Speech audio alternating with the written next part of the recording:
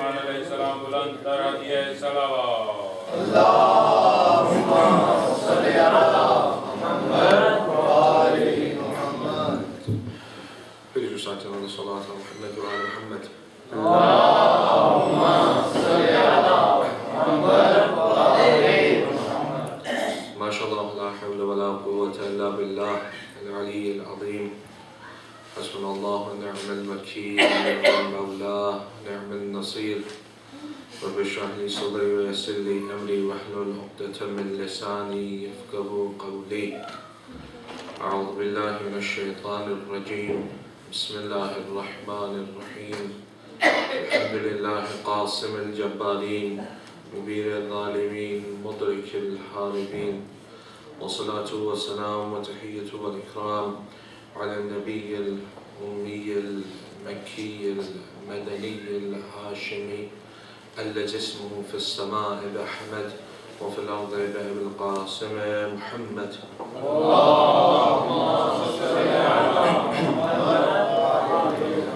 وعلى آله الطيبين الطاهرين المعصومين المظلومين، ورحمة الله على محبيهم ومواليهم وشيعتهم أجمعين، ولعنة الله على أعدائهم وقتليهم وغاصب حقوقهم ومنكر فضائلهم ملعونين. أما بعد، عن حسين بن علي عليه السلام: فإن السنة قد أميتت وإن البدعة قد أحيت. For the happiness of Hazrat Zahra Marzia, for the enlightenment of the graves of the Marhumin and of the graves of the Shuhada and Siddiqeen, for the hastening and the safety of Hazrat Baqiyatullah al-A'zam Marwahun al-Fida, and for the safety of all the Azadars of Sayyid al-Shuhada, please recite aloud Salat. Allahumma salli ala Muhammad wa ali Muhammad. Praise be to Allah subhanahu wa ta'ala, the one who is Rahman, the one who is Rahim. It's an honor again to be here and to have this opportunity to sit once again in the remembrance of Abdullah. If only we understood its importance, if we could truly implement it within our lives and bring about that change that was intended by Abdullah, we would live in a much better society, we would live in a much better environment, we would live much more spiritual lives. Over the last few nights we have been discussing those deviations that led to Karbala. The physical, the social ones, and then from last night we started discussing those internal factors, those spiritual factors that led to Karbala occurring. What was it that the army of Yazid lacked that those 72 that stood by Sayyid al-Shuhada had? And one of those things that we spoke about last night was the ability to remember, or the remembrance of Allah had been removed from their heart. And we've been using that letter of Imam Hussein alayhi salam to the people of Basra, where Imam is telling them that the sunnah of my grandfather is dead and innovation has become rife within society. Today we're going to look at another one of those prerequisites, or one of those things that was lacking in the army of Yazid that led to the killing of the sunnat and the innovation. And I said yesterday that the biggest sunnat that was killed by the army of Yazid, or by the Umayyad dynasty, or by those that took away the haqq of Ahlul Bayt, was the Ahlul Bayt themselves. They were the greatest sunnat, because the Holy Prophet of Islam said that I ask for no reward for this message that I have given you, except that you love my Ahlul Bayt. Love of the Ahlul Bayt was the sunnat of the Holy Prophet, but yet the biggest sunnat that the people broke was this. they killed the Ahlul Bayt. So much is gained from the remembrance of the Ahlul Bayt. So much is gained from their love. So much is gained from their following. Allow me to highlight it from an hadith that appears in the book Mikyalul Makarim. It's a hadith narrated by the 8th Imam, who says, I heard from my grandfather, who heard from his grandfather, who then heard from Amir al-Mu'mineen, who said he heard from the Holy Prophet of Islam, salawatullah wa salamuhu alayhi,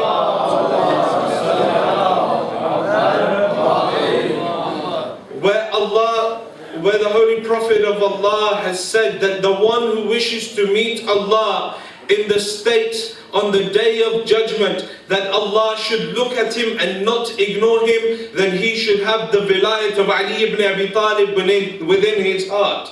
And the one who wishes to meet Allah subhanahu wa ta'ala in the state that on the day of judgment Allah is pleased with him, he should love his son Hassan. And the one who wishes to meet Allah on the day of judgment such that there is no fear within his heart, then he should follow Hussein ibn Ali. The one who wishes to meet Allah on the day of judgment in the state that all his sins are forgiven, he should be a follower of Ali ibn Hussein. The one who wishes to meet Allah on the day of judgment with illuminated eyes, then he should be a follower of Muhammad al-Baqir. The one who wishes to meet Allah on the day of judgment in the state that the scroll of deeds is handed to him within his right hand, then he should be a follower of Ja'far as-Sadiq. The one who wishes to meet with Allah on the day of judgment in a state that he is purified and clean, he should be a follower of Musa al-Kadhim. The one who wishes to meet Allah on the day of judgment in a happy and a joyful mood, then he should be a follower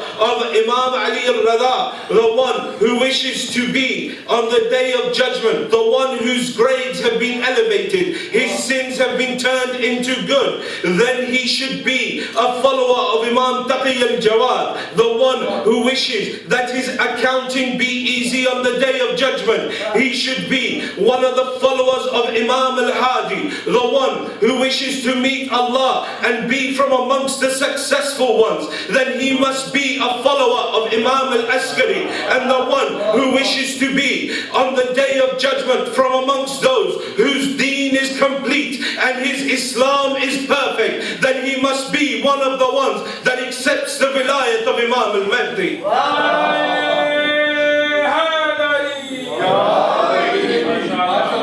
These are the lamps in the darkness. The Holy Prophet continues. These are the lamps of guidance, and these are the signs of piety. What were those spiritual restrictions? Those restraints within those people that stopped them from seeing these manifestations of the Asma of Allah as those that they had to follow. Because the 6th Imam says, the book is Canon of Alamat Tabatabai, says, Nahnu Asma'ullah, that we are the manifestations of the name of Allah. What was it that with all of this divine connection, that the people turned away from them? The people chose not to listen. What is it in my soul that every year I come and I listen to the shahadat, I come and I listen to the majlises, but yet within my heart there is no change? Yet I'm still listening to music, yet I'm still shaving my beard, yet I'm still going out and acting like those that were not with Imam. What is it? Yesterday we looked at one of those diseases being the one that there's a lack of remembrance of Allah. The second disease I want to look at today is the one of hypocrisy. And this is one of the diseases of the soul. And before we carry on into it, we need to understand that the soul itself is made up of 4 major faculties. قوة الوهمية, قوة الغضبية, قوة الشهوية, and قوة العقلية. And we'll go through each one of them. But it is these powers within mankind that if they're able to control them and find balance, it will make them greater than the angels. But if they allow these to take them towards haram and they give in to these desires, it will make them worse than the animals. These four powers, this is what shaitan appeals to. This is what shaitan whispers to. These are those powers. So the first one is quwwat al-ghadabiyya, the power of anger. The power of anger and passion.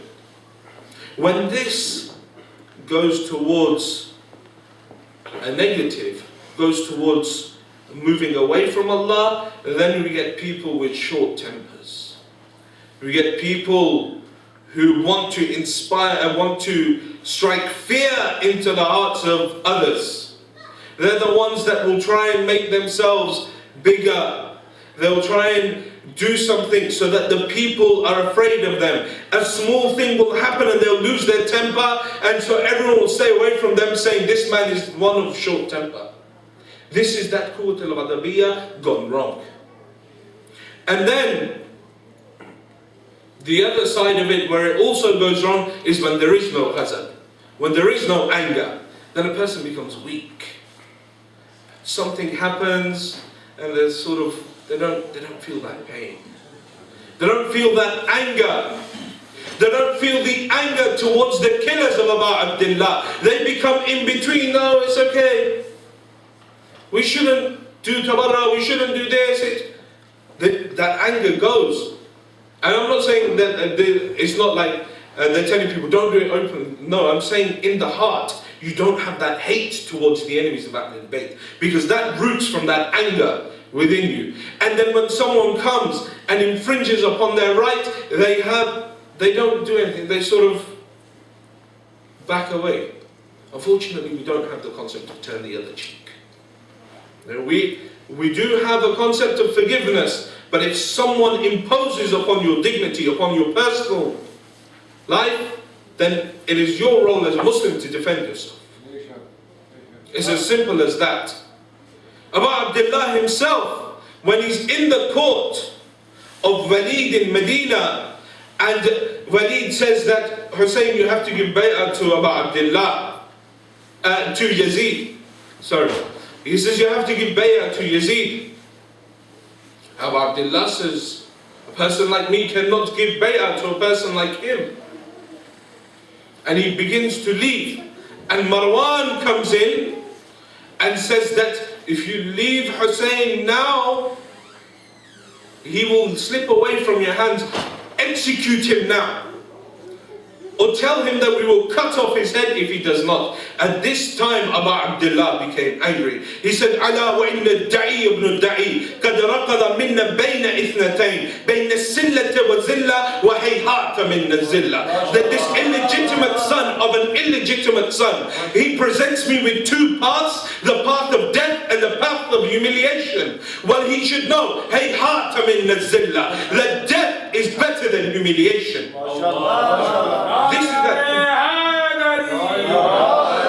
This is that quwwat al-ghadabiyya, that anger for the sake of Allah.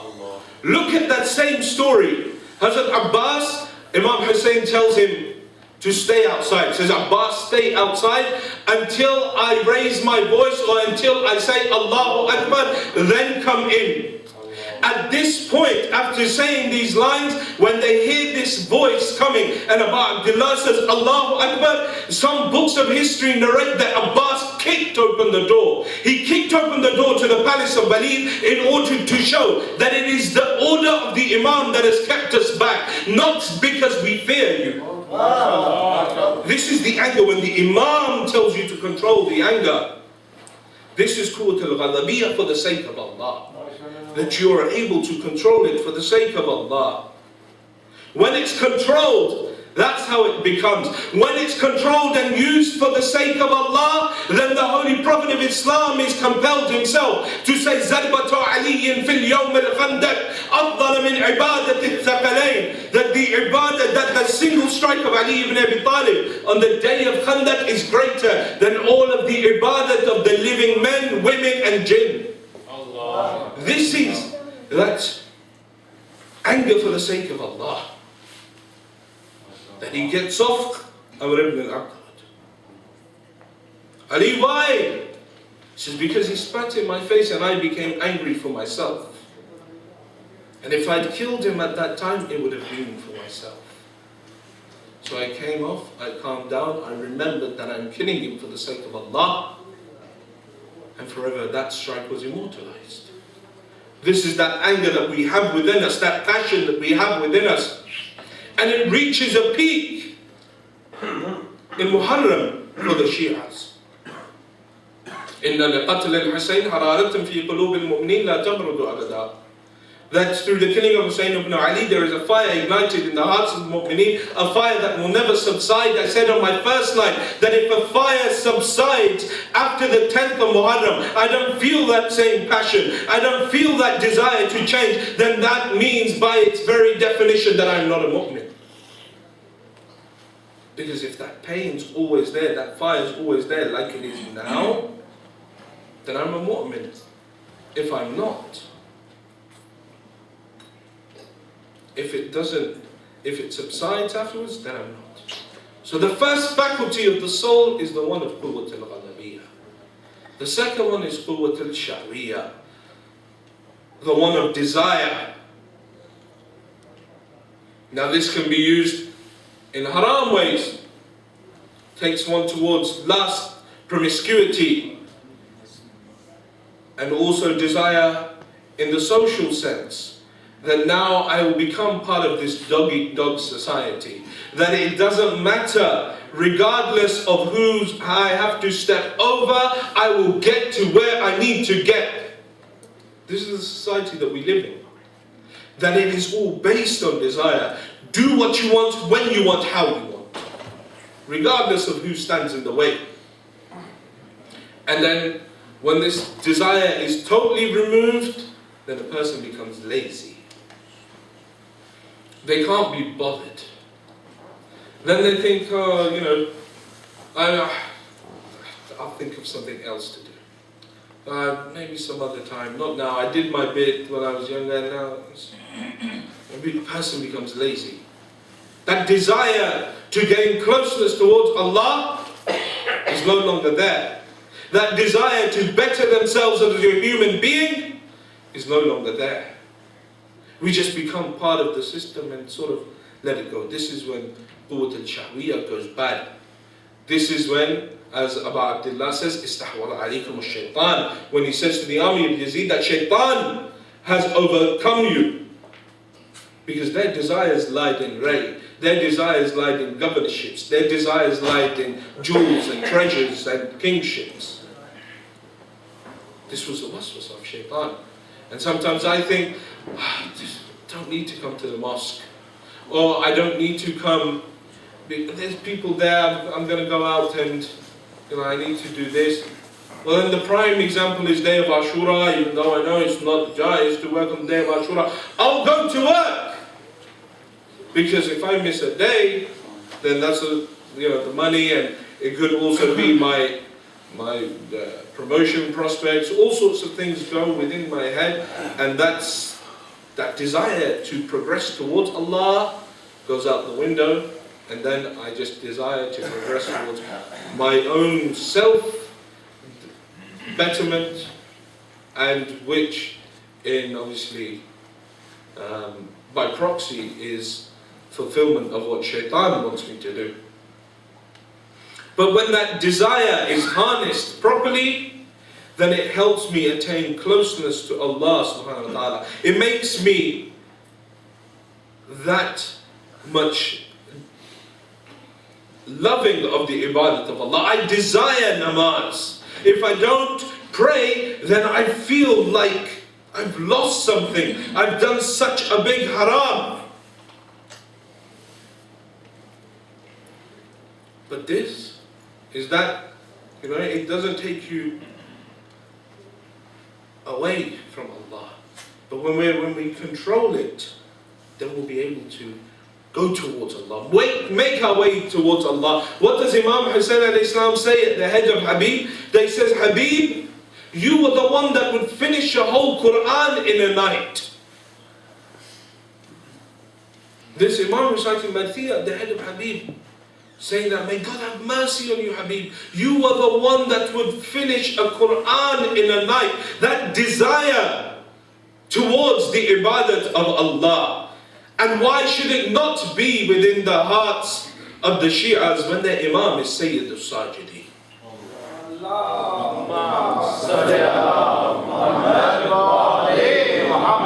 Time's running out, but one riwayat quickly.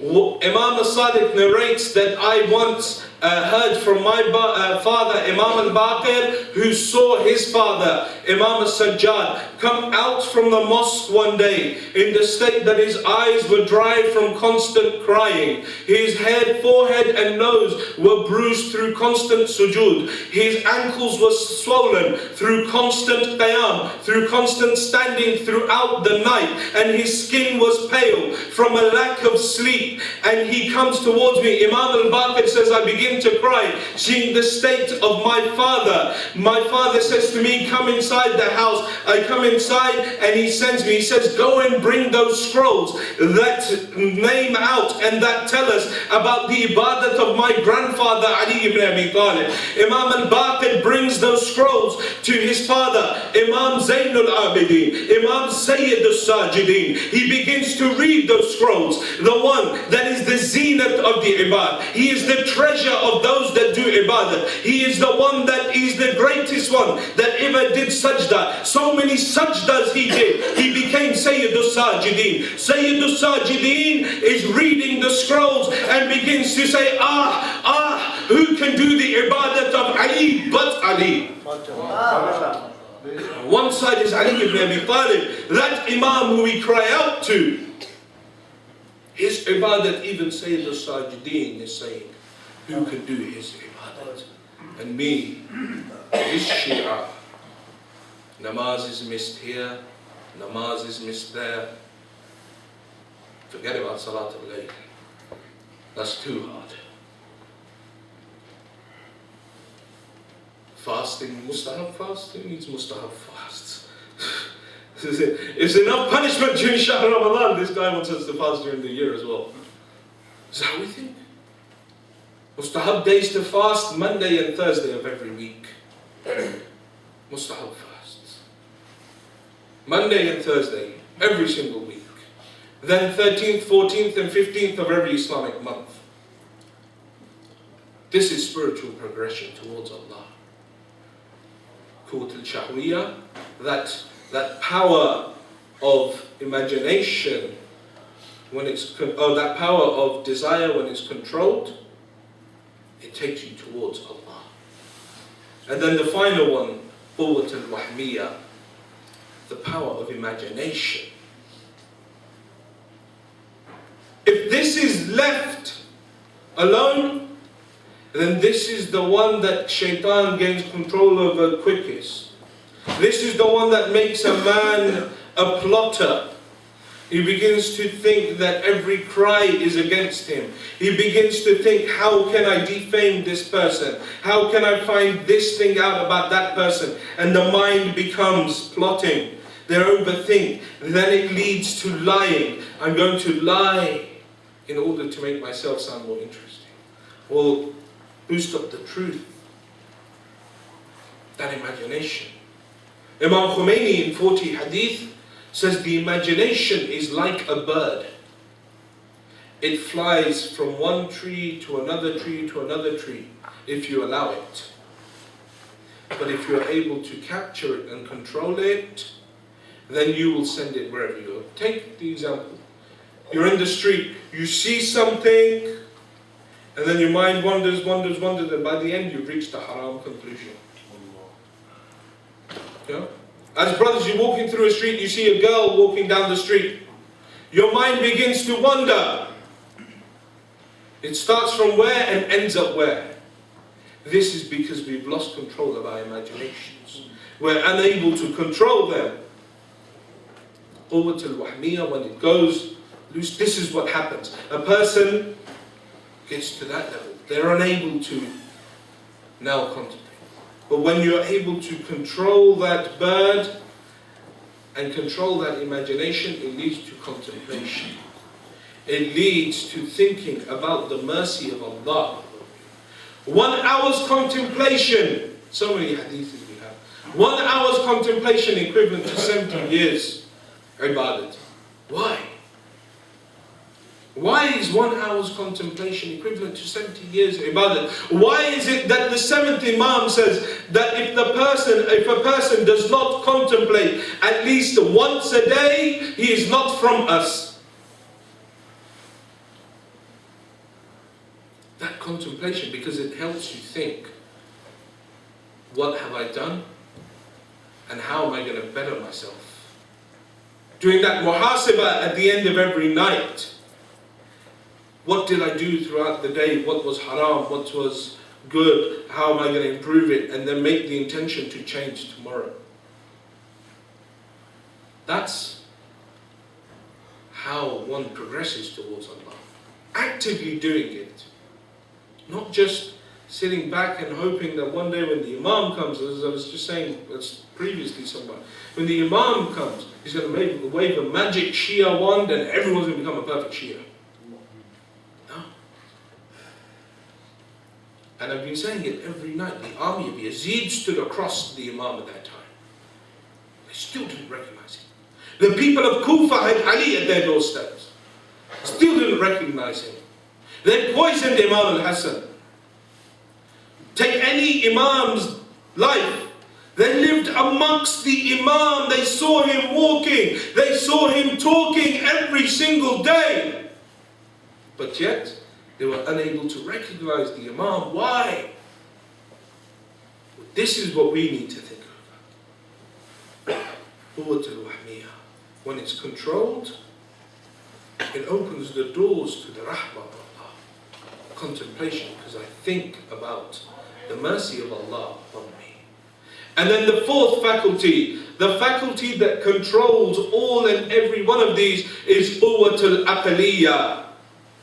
That power of logic that controls each and every one of these faculties. And when it goes wrong, then you have people come forward with weird and wonderful ideas, which go against the teachings of our ulama, go against the teachings of our imams, but then they come forward and say, no, according to my logic, it works like this. When it goes wrong. Someone came to Amir al-Mu'mineen once and said, Amir al-Mu'mineen, you know, Muawiyah, he's very aqil. He's very, very knowledgeable. You know, he's a smart guy. He's very logical. I mean, look at the way he's defaming you.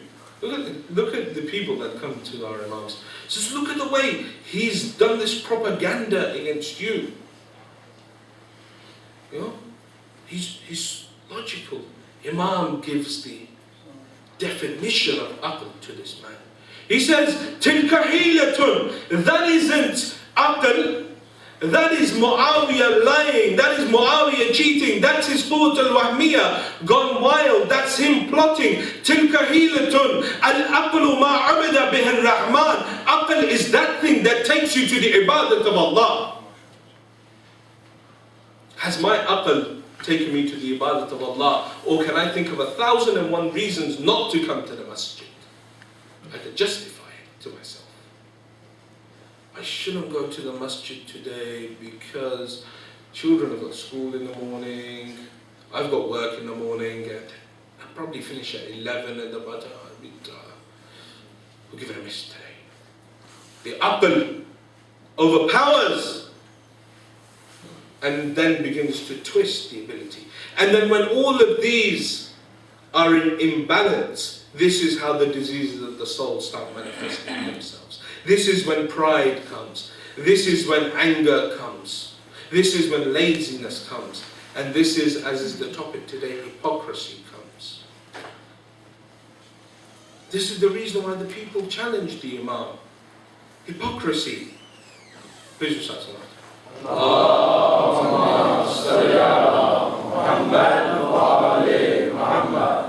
We all know the damage that a hypocrite, a munafiq can cause.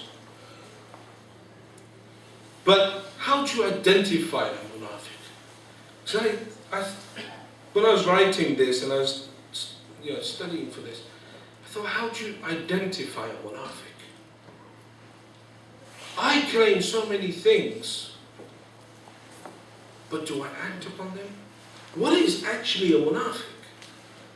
What are those things that make a person munafiq, so that I can look in the mirror and when no one else is around, I can tell myself, this is only one person I can't lie to. And that is myself. It goes without saying, Allah. But myself. I can present whatever face I want to society. But when I go home and I'm alone, it's just me and myself. And I can't lie to myself. There's a hadith from Rasulullah, Hazrat Muhammad sallallahu alayhi wa sallam,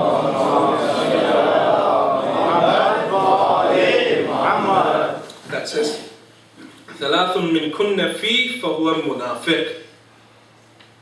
There are three things, if you find them in a person, he is a munafiq. إذا وعد أخلف. The first thing is that he is someone who breaks their promises. This is something we do easily. Break our promises. You know, how many times have I promised someone something and then not fulfilled it? Or said, I will come and help you. The prime example is that we do this all the time. Someone rings us from the masjid, look, we need your help to, help clean the masjid. Say, yes, inshallah, I'll be there. Come the day and you're waiting and that brother who promised you is not there. Oh, I'm stuck in traffic. Oh, something happened and someone fell ill and all over the place. But we break promises left, right and centre. This is such an important part. Keeping one's promises. Someone came to the fourth Imam and they said that, what is the deen in a nutshell? Don't give me a long explanation. Just tell me, what is the deen in a nutshell? Now for me and you, someone said, what is Islam in a nutshell? That would be very difficult for us to say. Well, basically there's this aspect and you can't really get into it. But this is the Ahlul Bayt, the whole of Islam, the whole of eternity is in front of them. They see everything. Imam says 3 sentences. He says the deen, Islam, is encompassed within 3 sentences. Qawlul haqq, speaking the truth. Wal wafa'u bil ahd, and fulfilling and keeping your promises. Wal hukmu bil adl, and giving just decisions. Being just and passing just decisions. This is the whole faith. And you can contemplate over that yourselves as to how they are. But keeping that promise is so important. And we have various types of promises, various types of oaths. The highest one is towards Allah, that we will promise to worship Him. It goes without saying. And we can break the promises towards Allah subhanahu wa ta'ala, and there is a chance that we will be forgiven. And we can, if there's a genuine time that we're repenting, if we're genuinely turning back to Allah, there's a chance that we will be forgiven and Allah will forgive us. But there is one sin that a man does that can never be forgiven. And that is when he breaches haquq al-nas, when he breaches the rights of his fellow man. When he breaches the rights of his fellow man, if he offends his fellow brother, if he angers his fellow brother, if he oppresses his fellow brother, no one, even Allah subhanahu wa ta'ala says, I will not forgive you until that mu'min has forgiven you.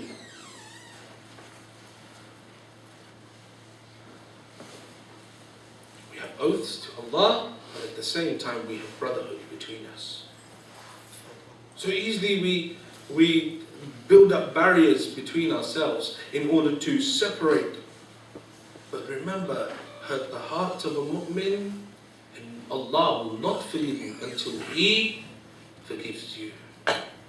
Until you tell Him what you've said, until you apologize to Him on His face. until that time, Allah will not forgive you. There is obviously the line of justice here as well that we have to take into account. If you said something that is just and it is for the truth, then regardless of that mu'min, the mu'min wouldn't have done anything wrong if he was a mu'min. But if he did accidentally and you've spoken out against him and it offended him, inshallah, he will see the truth. Keeping one's promise. And then there's another promise, and that is to the Imam at the time. You have an oath, you have a duty to the Imam of the time, that you prepare for his arrival, you prepare the grounds for him, you prepare yourself first of all, and then you prepare your children and your family and your community, so that he can come and take charge and you are ready to progress towards him. We see that in Karbala. Fulfillment of those oaths. When Habib receives his letter in Kufa, he takes the letter and he's heading towards Karbala, and he sees Muslim ibn Awsaja in the marketplace. Muslim ibn Awsaja was very old. Very old.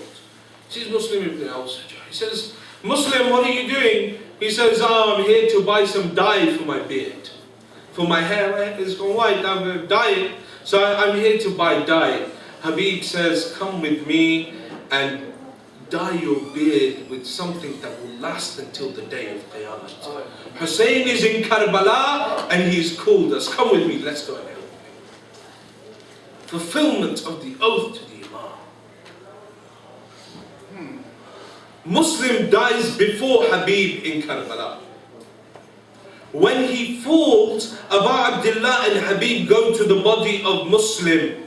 They say, Muslim, do you have any last requests? Do you want us to do something? Do you want us to fulfill a will for you? Do you want us to give something to your family? Do you want us to tell something to your children? Do you want us to ask the people to do something?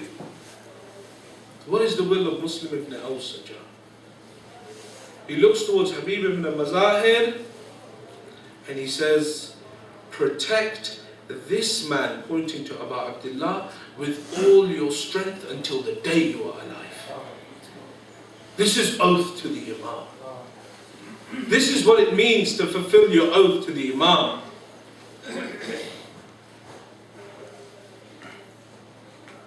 The Imam is that thing that has been given to us. We have to prepare for the Imam.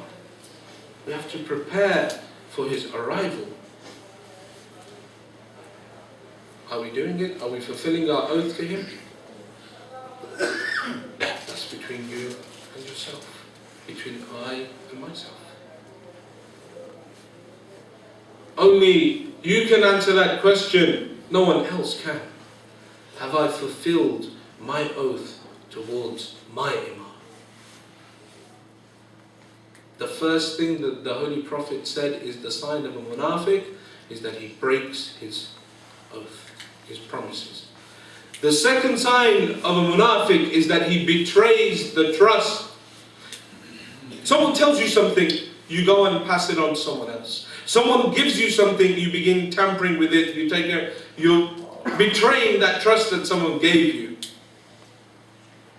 You misuse that trust they gave you. Someone tells you something in confidence and you go on and tell someone else. It's misusing the trust. Abusing the trust. That is the sign of a munafiq. But there is one amana which I misuse on a daily basis. There is one trust that was given to me that I misuse on a daily basis. And that is the trust of Amir al-Mu'mineen. In Ja'at Amin Allah we say, Assalamu alayka ya Amin Allah fi khalqih. O salams upon you, O the amana, O the trust of Allah, fi ardih, not fi khalqih. Fi ardih, the amana of Allah upon the earth. Salams be upon you. He is the amana of Allah. And now he says that help me. I don't live in his time anymore. So how do I help Amir al-Mu'mineen? He himself, I said it 2 days ago, help me through your actions and through your wara. through your actions, and through that higher level, that level that is higher than taqwa, wara. That's how you can help me. That's how you can fulfill that trust. Am I keeping his trust? The third sign of a munafiq is that his words and his actions don't match. I say one thing, but I do another. I say Hussein with my tongue, but yet when I go out, I act like Yazid. I say Hussein, and I cry for the fact that the Ahl al-Bayt were taken in front of a drunkard, but yet I serve alcohol. I sell alcohol. I say Hussein, but act like Yazid. Sign of a munafiq. I say Zainab as a sister, but I don't wear hijab. But yet Zainab cries, wa hijaba, wa hijaba. 3 signs of munafiq. Am I fulfilling my amana to the Imam? Are my words and my actions matching? Is it both Hussein in my tongue, in my actions, in my heart? Or is it just Hussein on my tongue? Is the deen just on my tongue? What does Abu Abdullah say? An-nas abid al-dunya wa-deen la'ikun ala alsinatikum. That mankind is a slave of the dunya and the deen is but on their tongues. There are many people that fulfilled their oath to their Imam, and Karbala is full of them. And tonight we remember that 13-year-old that fulfilled his oath towards his uncle, Qasim ibn al-Hasan. He was only 3 when Imam al-Hasan passed away. Qasim was brought up by Abu Abdullah. He knew Abu Abdullah as his uncle, but he also knew Abu Abdullah as his father. Abu Abdullah considered him as his son. The relationship between these two was very close. So then when on the 9th of Muharram, Qasim comes to Abu Abdullah and says, "Oh Abu Abdullah, is my name amongst the shuhada? Is my name amongst those that will be killed tomorrow?" The books of Makkah say that the heart of Hussein burnt. At that point, the heart of Hussein broke. This is the son of his brother, the amana entrusted to him by his brother. And he is asking whether or not. Abu Abdullah says, "Bunayya, kayfa indak al-maut?" My son, how do you perceive death? He turns around and says, "Ya amma ahla min al-asal." That's, "Oh my uncle, I perceive it sweeter than honey." Abu Abdullah, hearing the reply of Qasim, says, "Then my son, yes, your name is in the shuhada that will die tomorrow, but also know that you are not the youngest that will be killed, but my son Aliun Asghar too will be killed on the plains of Karbala." When the day of Ashura dawns, Qasim comes. After all of the companions have been killed, Qasim comes. According to some books of history, Aliun Akbar has already been killed, and Qasim comes to Abu Abdullah to ask for permission to fight. Abu Abdullah doesn't know how to give permission to the amana of his brother. He takes Qasim, both uncle and son, uncle and nephew hug each other and begin to cry until they say they cry so much hatta ghushiya alaykuma, that both of them fall asleep, both of them fall unconscious. When Qasim comes around, the books of Makkah say that now Qasim is going around Abu Abdullah. First he kisses the hands of Imam al-Hussein, then he kisses the feet of Imam al-Hussein, saying, "Oh uncle, give me permission. Aliun Akbar has gone out to fight. Oh Allah, oh Abu Abdullah, give me permission to go out." Eventually Imam al-Hussein gives permission to Qasim to go, and he Hamid ibn Muslim narrates that we saw coming from the tent of Abu Abdullah a child whose face was like a piece of the moon. He was wearing a simple shirt and a sword he carried within his hands. He came out into the battlefield and we saw that he was crying, and we thought that he was crying out of fear. But no, when he began to read poetry, we realized that he was crying over the ghurbat of Hussein. He was crying over the loneliness of his uncle Hussein. He comes out to fight. This is a son of Banu Hashim. It is a youth of Banu Hashim. He comes out in order to fight. Even at the age of 13, he kills 35 of the army of Yazid.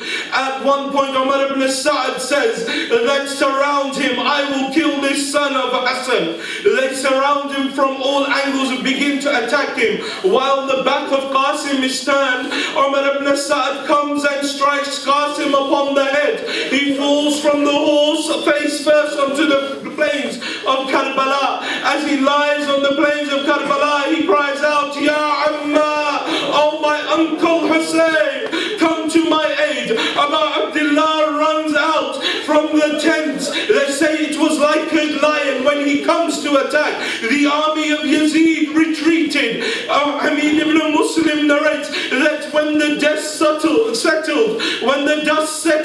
we found that Hussein was standing at the head of Qasim, crying, saying, oh Qasim, how hard is it for your uncle to see that you called out to him and he was unable to come to you. Oh Qasim, this death is very hard for your uncle to bear.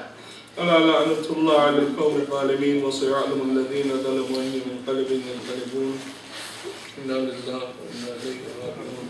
Pray to Allah subhanahu wa ta'ala to forgive our sins. We pray to Allah subhanahu wa ta'ala to forgive the sins of our parents. We pray to Allah subhanahu wa ta'ala that, oh Allah, those of our parents that are alive, give them long lives. Those of our parents that have left this world, give them a place next to Ali Muhammad in Jannah. Oh Allah, those who are ill, give them shifa'ah. Those who are in education, make them successful. Those who are in debt, clear their debts. Keep our ulama and our maraji at the head of our institutions, keep them safe and give them long lives. Hasten the reappearance of the Imam of our time. Allow us to be amongst his true muntazireen, his true awaiters, for the